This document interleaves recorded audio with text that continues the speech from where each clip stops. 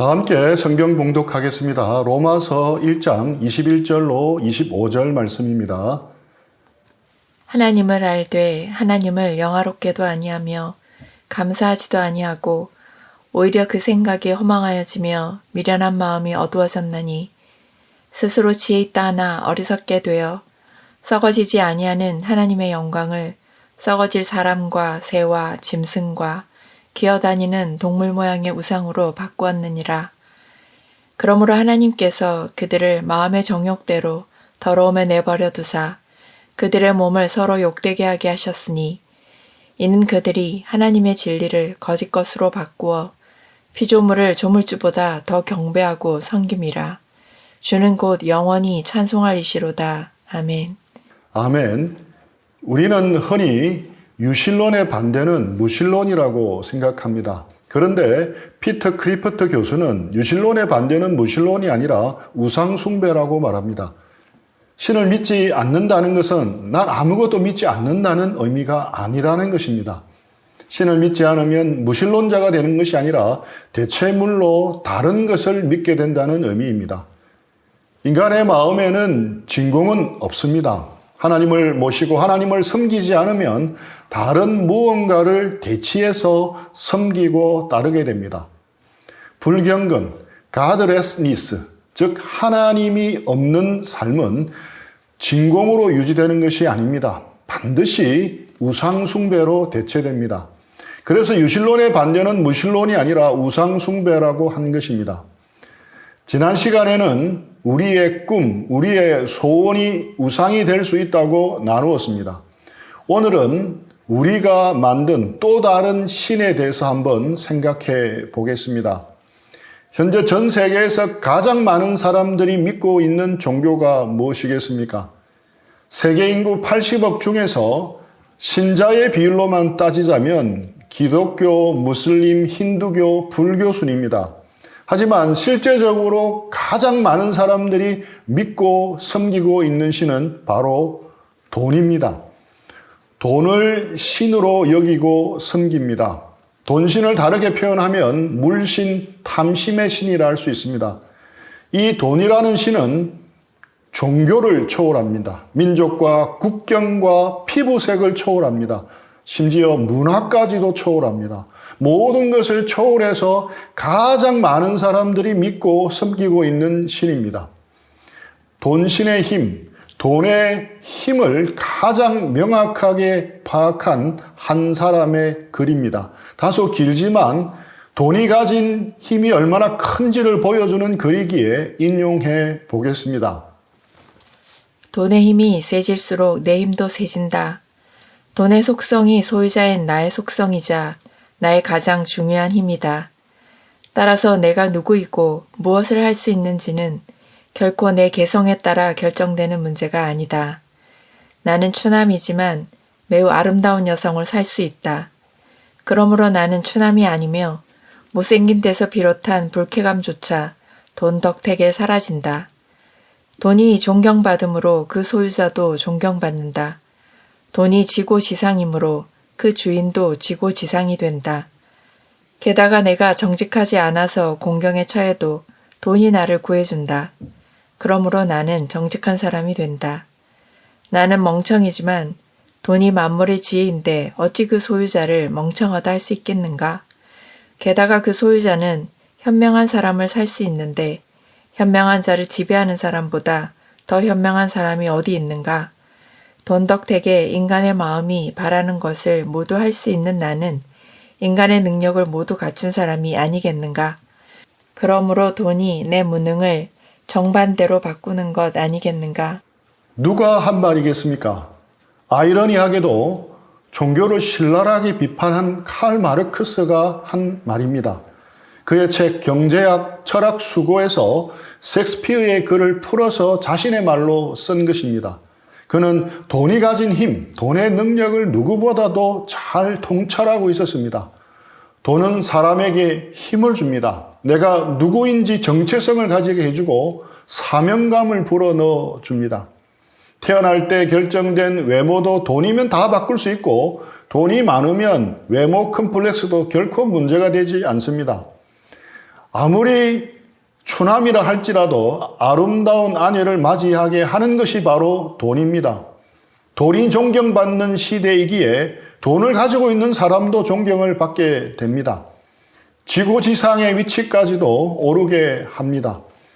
정직하지 않아도 구해주고 정직한 사람으로 탈바꿈시켜주는 것이 바로 돈입니다. 멍청한 사람이 현명하고 지혜로운 사람을 지배할 수 있게 하는 것도 돈입니다. 인간이 바라는 모든 것을 하도록 하는 것도 돈입니다. 무능한 존재가 전능한 존재로 느껴지도록 만드는 것도 돈입니다. 그러니까 돈은 거의 전능하신 하나님급입니다. 이 세상 어떤 우상보다도 강력한 하나님의 대항마라 할 수 있습니다. 예수님은 이 돈에 대해서, 탐심에 대해서 경고하시는 말씀을 많이 하셨습니다. 예수님은 탐심, 돈이라는 신이 하나님 자리를 차지한다고 분명히 말씀하십니다. 누가복음 16장 13절입니다. 집 하인이 두 주인을 섬길 수 없나니 혹 이를 미워하고 저를 사랑하거나 혹 이를 중히 여기고 저를 경히 여길 것임이니라. 너희는 하나님과 재물을 겸하여 섬길 수 없느니라. 바울 사도 역시 탐심이 우상숭배라고 지적합니다. 골로새서 3장 5절입니다. 그러므로 땅에 있는 지체를 죽이라. 곧 음란과 부정과 사욕과 악한 정욕과 탐심이니 탐심은 우상숭배니라. 돈, 사랑, 탐심은 우상숭배입니다. 이런 사람들에게 나타나는 특징이 무엇입니까? 통장 잔고에 따라 자신의 감정이 맥없이 끌려다닙니다. 소유하고 소비할 때 비로소 살아있음을 느낍니다. 가진 재산이나 연봉이 사람들을 판단하는 중요한 기준이 됩니다. 재물이 없거나 재물을 잃으면 자신이 사라지는 느낌을 받습니다. 늘 돈에 대해 묵상하고 공상하고 몽상합니다. 어떻게 돈을 더 벌 수 있을까 늘 궁리합니다. 그리고 돈을 벌었을 때 할 수 있는 것들을 상상하고 묵상합니다. 돈이 최고로 안정감을 준다고 여깁니다. 돈을 많이 모았을 때 비로소 안전하다고 생각합니다. 돈으로 자신의 삶을 완벽하게 통제할 수 있다는 생각입니다. 삶의 의미와 만족을 하나님에게서 찾는다고 하지만 실상은 돈에게서 찾습니다. 돈에 대한 욕심에 사로잡히거나 돈에 대한 염려에 지배당합니다. 자신에게 이런 정상이 있는지 한번 돌아보시기 바랍니다. 여러 개가 걸린다면 자기도 모르게 어느새 돈의 노예가 되어가고 있는 증거입니다. 누가복음 12장 15절입니다. 그들에게 이르시되 삼가 모든 탐심을 물리치라. 사람의 생명이 그 소유에 넉넉한 데 있지 아니하니라 하시고.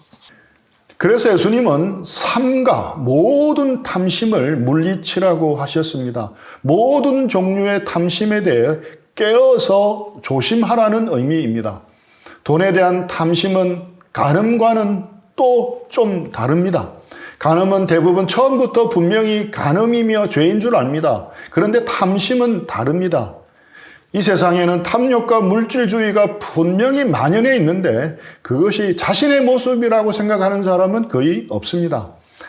다들 나는 아니라고 생각합니다. 자신에게 돈에 대한 탐욕의 죄가 있다고 생각하는 사람은 거의 없습니다. 돈에 대한 지나친 욕심이 자신의 영혼과 신앙과 가정과 주변 사람들에게 해를 끼치는 것 같다고 여기는 사람은 아무도 없다는 말입니다. 이것은 돈신이 가진 특출한 능력 때문에 그렇습니다. 바로 투명망토입니다. 영화 속 해리포터가 아버지로부터 받은 투명망토처럼 이 돈신은 투명망토를 가지고 있습니다. 자신의 존재가 드러날 것 같으면 얼른 투명망토를 뒤집어서서 숨어버립니다. 그래서 80억 인구 대부분이 열렬히 믿고 섬기고 있지만 아무도 자신이 돈신을 믿고 섬기고 있다는 생각조차 하지 못하는 것입니다. 이렇듯 돈신은 우상들 중에서도 가장 무섭고 간교한 우상입니다. 그래서 예수님은 삼가 깨어서 모든 종류의 탐심을 물리치라고 하신 것입니다. 앤드루 카네기는 총 재산이 375조 가량이었던 세계 최대의 갑부 중에 하나였습니다. 당시 미국에서 록펠러 다음 가는 부자였습니다. 그의 제철소가 지상 최고의 수익을 올렸습니다. 성공한 지 얼마 안 되던 불과 33세 나이에 카네기는 자기 내면을 냉정히 성찰합니다. 그리고 나에게 쓰는 글이라는 비망록을 작성합니다. 인간에게는 우상이 있을 수밖에 없다. 부의 축적은 우상 숭배 중에서도 최악에 속한다. 돈을 숭배하는 것보다 사람의 격을 떨어뜨리는 우상은 없다. 그러므로 가장 고상한 인격적인 삶을 살려면 나는 매사에 혼신의 노력을 기울여야 한다. 지나치게 긴 세월을 사업 걱정에 매달려 최단 기간에 돈을 더 벌 생각밖에 모른다면 영영 회복될 가망조차 없이 저급해질 수밖에 없다. 그래서 나는 35에 사업에서 손을 뗄 것이며 앞으로 2년 동안도 오후 시간은 꼭 공부하고 체계적으로 책을 읽으며 보내고 싶다. 33세의 젊은이가 쓴 글이라고는 믿기지 않을 정도로 놀라운 통찰을 담고 있습니다. 카네기 전기 작가였던 조셉 프레지어 월은 록펠러나 포드, 모건도 이런 글을 쓰지 못했을 것이며 이렇게 쓴 글을 이해하지도 못했을 것이다라고 평할 정도였습니다. 그런데 실제로는 어떻게 되었겠습니까? 안타깝게도 카네기는 자신이 말한 2년 후에도 사업에서 손을 떼지 못합니다. 스스로 예상하고 우려했던 대로 실제로 저급한 삶의 모습이 그에게 많이 나타납니다. 풀리처상을 수상한 작가 애니 딜란은 카네기의 삶을 이렇게 표현합니다. 카네기는 2059개의 도서관을 지었다. 하지만 제철소의 한 노동자는 인터뷰에서 많은 동료를 대변해 이렇게 말했다. 우리가 그에게 바란 것은 도서관 건축이 아니라 임금 인상입니다. 당시의 카네기 소유 제철소 노동자들은 12시간 교대 근무를 했다. 그런데 바닥이 너무 뜨거워 신발 밑에 나무판을 못지래야 했다. 2주 단위로 살인적인 24시간 근무를 하고도 딱 하루만 쉬었다. 가장 좋은 숙소라도 혼잡하고 불결했다. 그 제철소 노동자들은 사고나 질병으로 40대나 그 이전에 대부분 목숨을 잃었다. 카네기는 도서관을 짓는 페이크를 통해서 자신의 신을 감추려고 했습니다. 하지만 아무리 페이크를 써도 결국 그는 돈신의 노예에서 벗어나지를 못했습니다. 카네기는 돈이 자기 마음속의 우상임을 알았지만 그것을 뿌리 뽑을 방법을 알지 못했습니다. 투명 망토를 쓴 돈신에게 완전히 당한 것입니다. 그렇다면 우리 마음속에 있는 돈이라는 우상을 어떻게 뿌리 뽑아 버릴 수 있겠습니까? 지난 시간에는 아브라함의 우상벌이에 대해 생각해 보았다면 오늘은 삭개오에 대해서 살펴보겠습니다. 누가복음 19장 1절 2절입니다. 예수께서 여리고로 들어가 지나가시더라. 삭개오라 이름하는 자가 있으니 세리장이요 또한 부자라. 삭개오는 세리였습니다. 그리고 부자였습니다. 당시 세리는 오늘날 국세청 직원과는 판이하였습니다. 유대인들에게 세리는 부역자의 이미지였습니다. 2차 세계대전 당시 나치 치하에서 히틀러의 빌부터 자국민을 압제한 부역자와 같았습니다. 또한 당시 세리에게는 마약왕의 이미지도 있었습니다.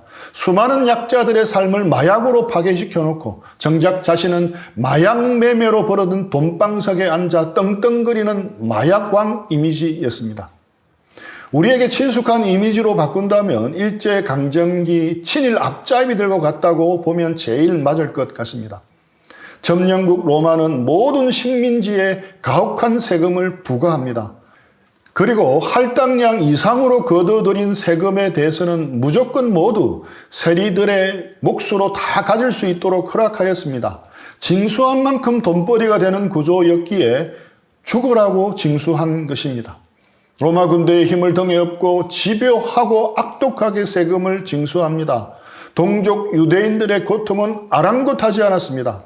세금 징수가 아니라 세금 수탈이었습니다. 이런 배경 때문에 세리는 그 사회에서 가장 부자들이었지만 또한 가장 미움받는 부류였습니다. 삭개오도 예외가 아니었습니다. 누가복음 19장 7절입니다. 무사람이 보고 수군거려 이르되 저가 죄인의 집에 유하러 들어갔도다 하더라.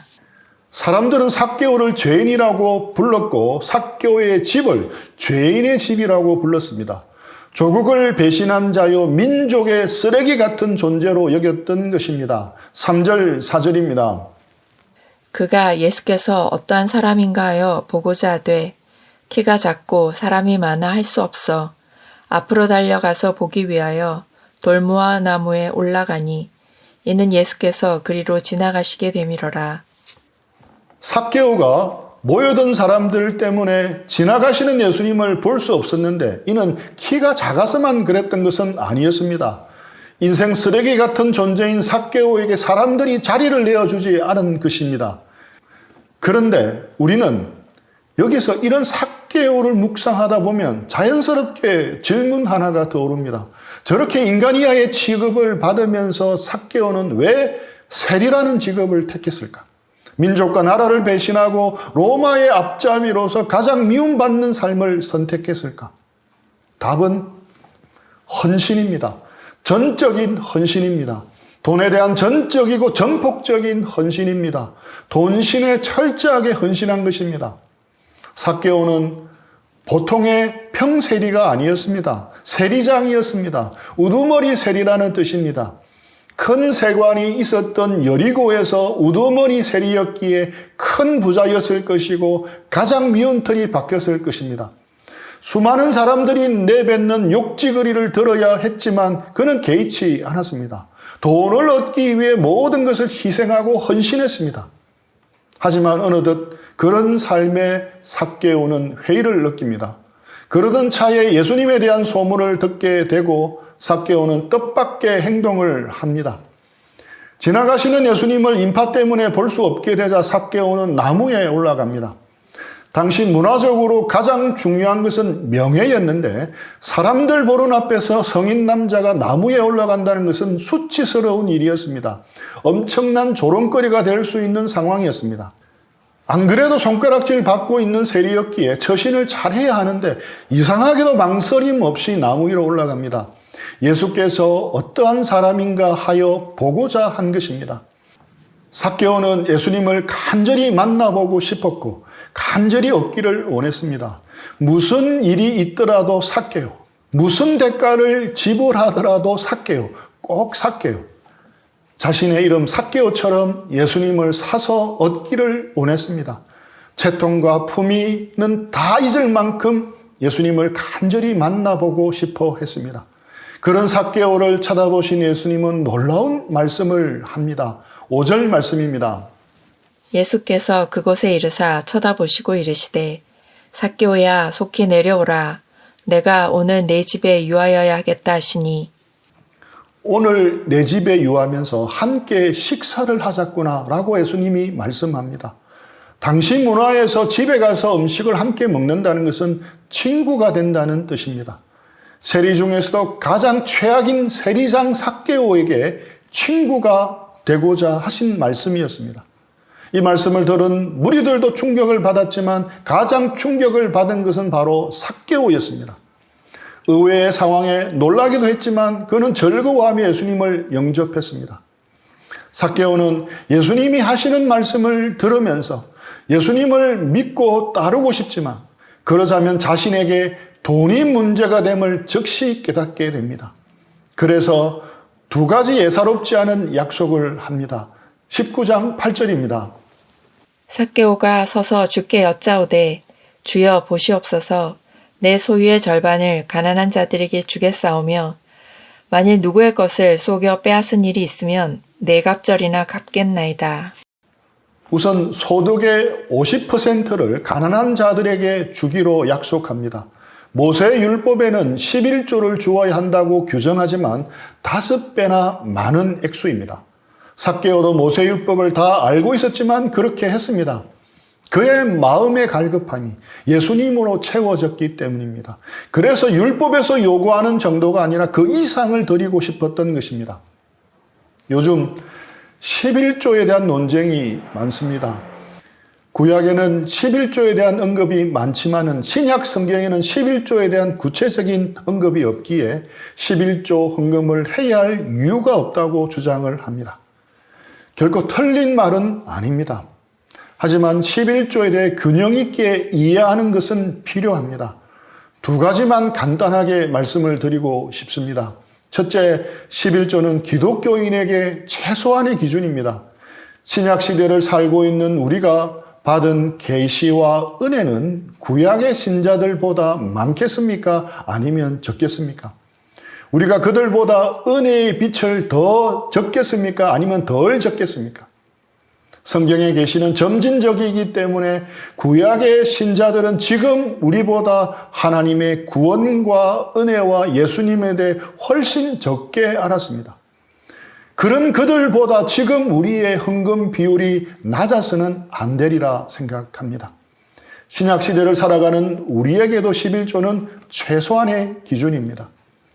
둘째, 11조는 언급할 필요가 없었습니다. 신약 성경에는 11조가 강조되어 있지 않습니다. 이에 대한 신약 학자는 이렇게 말합니다. 초대교회 성도들에게 있어서 11조는 너무도 기본 중에 기본이었습니다. 모두가 다 그렇게 하고 있었습니다. 그래서 굳이 언급할 필요가 없었던 것입니다. 그들의 수준은 11조가 아니었습니다. 10분의 1 이상 얼마를 더 드릴 수 있느냐가 관심사였습니다. 그들은 전체를 드리기를 원했습니다. 11조 정신의 핵심은 10분의 1을 드리는 것이 아닙니다. 11조 정신의 핵심은 10분의 10 전체가 하나님의 것임을 인정하는 것입니다. 삭개오가 한 두 번째 약속은 착취한 금액의 네갑절을 갚고자 한 것이었습니다. 구약의 율법에는 물건을 훔친 사람은 20%의 이자를 덧붙여 갚도록 되어 있습니다. 하지만 삭개오는 훨씬 더 많이 네갑절이나 갚고자 했습니다. 이에 예수님은 다음과 같이 말씀합니다. 누가복음 19장 9절입니다. 예수께서 이르시되 오늘 구원이 이 집에 이르렀으니 이 사람도 아브라함의 자손임이로다. 예수님은 네가 그렇게 살면 구원이 이 집에 이를 것이라고 말씀하지 않으셨습니다. 오늘 구원이 이 집에 이미 이르렀다고 말씀합니다. 하나님이 주시는 구원은 변화된 삶의 결과로 주어지는 것이 결코 아닙니다. 구원은 값없이 주시는 하나님의 선물입니다. 변화된 삶은 구원의 원인이 아닙니다. 변화된 삶은 구원의 결과입니다. 삭개오 역시 마음과 삶이 새롭게 되어 구원받은 것이 아닙니다. 구원받고 나서 마음과 삶이 새롭게 된 것입니다. 만약 선행의 업적을 쌓고 도덕규범을 잘 지켜야만 구원받는다면 삭개오의 관심은 얼마나 드려야 할까였을 것입니다. 지켜야 할 의무가 되었을 것입니다. 얼마만큼 드려야만 내가 구원을 받을 수 있을까? 얼마만큼 드려야만 하나님이 나를 구원해 줄 수 있겠습니까? 이런 마음은 아니었습니다. 그는 주님이 주시는 은혜를 경험했기에 드리고 싶었습니다. 얼마만큼만 드려야 하는 것이 아니라 얼마나 드릴 수 있는가가 그의 관심사였습니다. 자신을 받아주시고 구원해 주신 은혜에 대해서 감격해서 드리고 싶었던 것이었습니다. 힘써 드리고 싶었던 것입니다. 돈이 더 이상 정체성과 안정감을 주는 것이 아니라는 것을 깨달았던 것입니다. 이제 그에게는 많은 돈은 필요하지 않게 되었습니다. 돈에 대한 집착이 사라져 버렸습니다. 삭개오가 평생 가지고 있었던 돈신을 버릴 수 있었던 이유가 무엇입니까? 돈에 대한 집착을 버릴 수 있었던 이유가 과연 무엇입니까? 단지 예수님을 본받으려는 노력만으로 돈이 가진 지배력에서 벗어날 수 없습니다.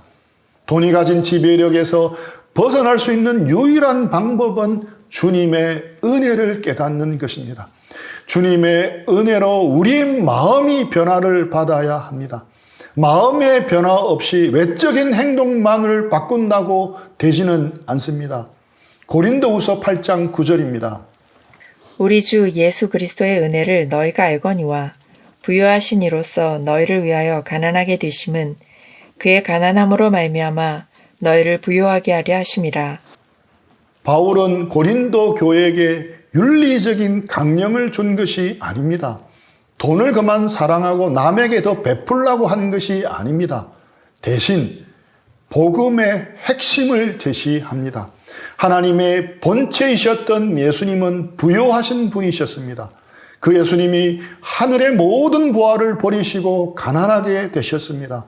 그리고 마지막에는 십자가에서 우리를 위해 대신 죽으셨습니다. 주님이 가난하게 되심으로 우리를 부요하게 하시기 위함이었습니다. 그 은혜를 깨달을 때 우리는 비로소 돈신을 이길 수 있습니다. 돈에서 의미와 행복과 안전을 찾던 것을 그만두게 됩니다. 돈신이 이 세상 어떤 신보다 가장 강력합니다. 그 돈신을 이길 수 있는 것은 오직 은혜입니다. 우상을 없앨 수는 없습니다. 우상은 단지 대체될 수만 있습니다. 부요하신 분이로되 우리를 참으로 부요하게 하시려고 친히 가난해지신 그분이 우리 우상을 밀어내고 그 자리를 대신 차지하시도록 해야 합니다. 돈이 주는 기쁨을 이기는 길은 은혜의 기쁨을 맛보고 누리는 것입니다. 우상 숭배와 관련해서 C.S. 루이스의 글이 우리에게 새로운 시야를 열어줍니다. 현대 성도들이 갖고 있는 문제는 너무 많은 것을 사랑하기 때문이 아니다. 하나님의 사랑을 충분히 알지 못하고 사랑받지 못했기 때문이다. 태양을 바라본 사람은 촛불에 결코 만족할 수 없습니다. 우리가 정말 하나님의 사랑을 안다면, 그분이 어떤 분인가를 정확하게 인식한다면 다른 데 눈 돌릴 겨를이 없습니다. 하나님의 사랑을 진정으로 알게 된 사람이 나타내는 정직한 반응은 온전한 사랑과 헌신을 하나님께 드리는 것입니다.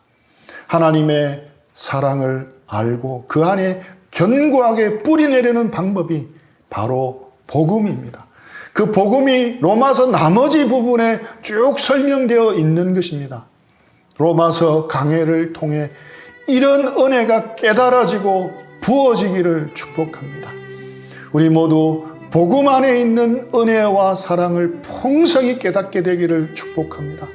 그래서 삭개오처럼 우리가 가진 것을 기꺼이 주님과 복음과 사람들을 위해서 내어놓는 우리 모두가 되기를 축복합니다. 우리 들은 말씀 생각하면서 기도하며 적용하는 시간들 가시겠습니다.